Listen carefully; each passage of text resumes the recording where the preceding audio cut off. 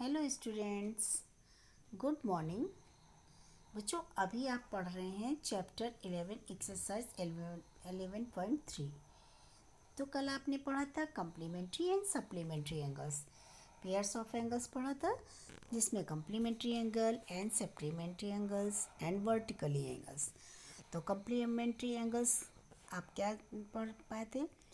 Complementary angles में आपने पढ़ा कि टू एडजेसेंट एंगल्स को सम करने पर 90 डिग्री के एंगल्स बनते हैं, जबकि टू एडजेसेंट एंगल्स को प्लस करने पे जब 180 आता है तो वो एंगल कौन से होते हैं? Supplementary angle. यानी जो 180 के बनते हैं वो होते हैं सप्लीमेंट्री एंगल्स, जबकि 90 का जो बनते हैं वो क्या हो जाते हैं? Complementary angle. इसी प्रकार से जो वर्टिकली एंगल्स हैं बच्चों, तो वर्टिकली एंगल्स में टू अपोजिट एंगल्स जो होते हैं, ठीक है, क्योंकि वर्टिकली में क्या होते हैं? टू लाइन जो होती हैं एक दूसरे को क्रॉस करती हैं। तो इससे क्या होता है कि जो आमने सामने के जो अपोजिट एंगल्स होते हैं वो सेम होते हैं। ओके, जैसे यहाँ पर अब आपको क्वेश्चन नंबर ए में दिया है, इसमें करना क्या है बच्चों? ये हमने sir in each of the following, आपको यहाँ पर एंगल्स दिए गए हैं, उनकी आपको मेजर्स फाइंड करनी है। जैसे टू एडजेसेंट एंगल्स दिए, इसमें दिए थे ना इससे पहले, लेकिन इसमें एक दिए है और दूसरा आपको फाइंड करना है। ठीक है, तो आप एंगल्स देख करके पहचान सकते हैं कि दिया गया एंगल कौन सा है। हाँ, यस, पहला कौन सा है? 90 डिग्री है। कौन सा एंगल है? 90 डिग्री है, ठीक है, जिसको हम राइट एंगल कहते हैं। तो बच्चों यहाँ पर एक एंगल दिया है 25 का, तो 90 माइनस 25, जब 90 में से 25 को आप माइनस कर दोगे तो जो भी आंसर आता है वो हो जाएगा एंगल एक्स। ओके, इसी प्रकार से सेकंड क्वेश्चन में देखिए, स्ट्रेट एंगल है और इसमें टू राइट एंगल मिल करके बने हैं ना। तो अब इसमें भी बच्चों करना क्या है? जैसे एक एंगल 90 दिया है तो दूसरा भी क्या हो जाएगा? 90 डिग्री। अच्छा, करना है आपको 180 माइनस 90, करना पूरे मेथड से ही है बच्चों। आपको 180 minus 90 is equal to 90 degree.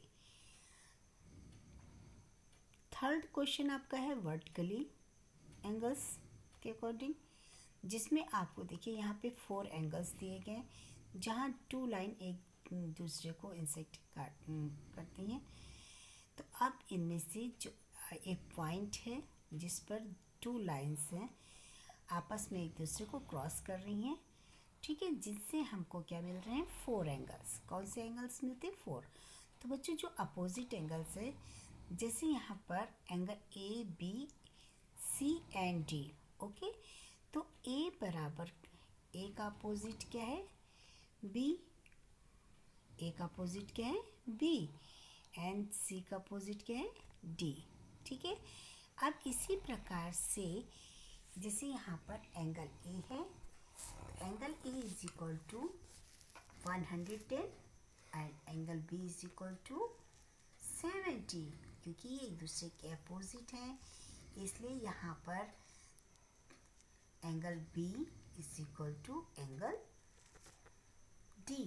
अब एंगल डी क्या है बच्चों? यहाँ पर क्योंकि यहाँ पर ए 110 है, उसका अपोजिट क्या है?